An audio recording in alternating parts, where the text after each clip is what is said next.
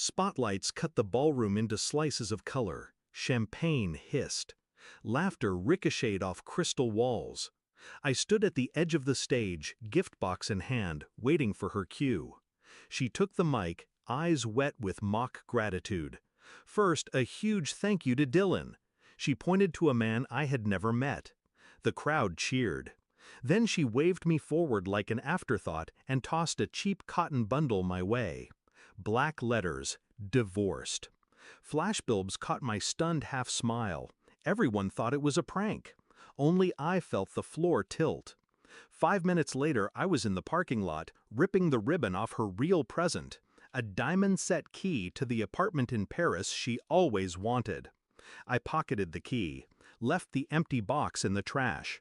By the time I reached my car, the screen read 157 missed calls. I didn't answer. The party had been my idea, her 30th.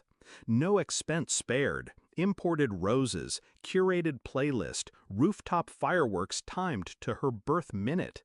But Dylan's name appeared on every vendor invoice she handled. The caterer called him the husband. The DJ asked if I was one of the cousins. Still, hope is a stubborn organ. I clung to it until the t-shirt landed in my hands. The joke wasn't the worst part. The casual cruelty was. She never looked at me during her speech, as if I'd already been erased and replaced with a more photogenic outline, a man who applauds when told to leave. I drove home on autopilot, pulse steady, mind filing facts. Fact, her phone backed up to the cloud I pay for. Fact, she trusted me to ignore it, the way one ignores wallpaper. At 2 a.m., I opened her hidden album, selfies with Dylan in hotel mirrors, receipts dated months ago, a Google Maps pin titled Our Place. I copied everything to an encrypted folder, evidence, but also inoculation. Next, the finances. Skimmed bank exports, found silent debits funneling to a joint account I never signed.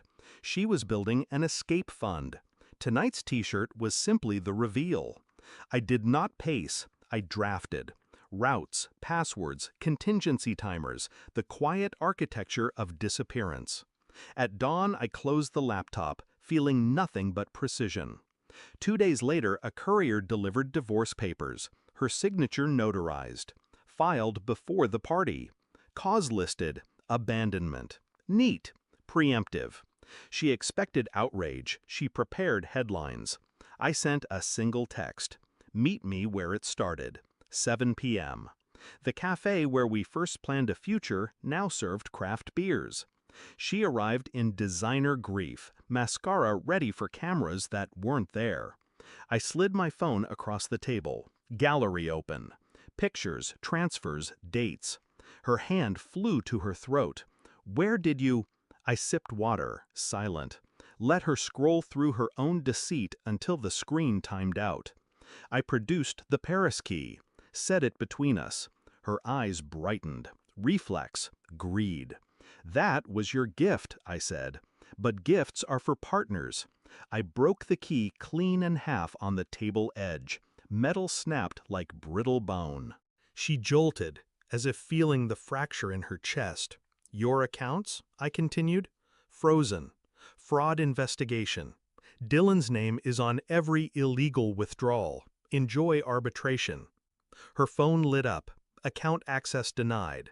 Then another alert. And another. She reached for me across spilled water. I can explain. I pushed my chair back. Explain it to the man you thanked. I left her with the shards of Paris and the clink of closing doors. I drove until city lights thinned into dark highway. Her calls stacked, 158, 159, each more frantic than the last. I muted them all.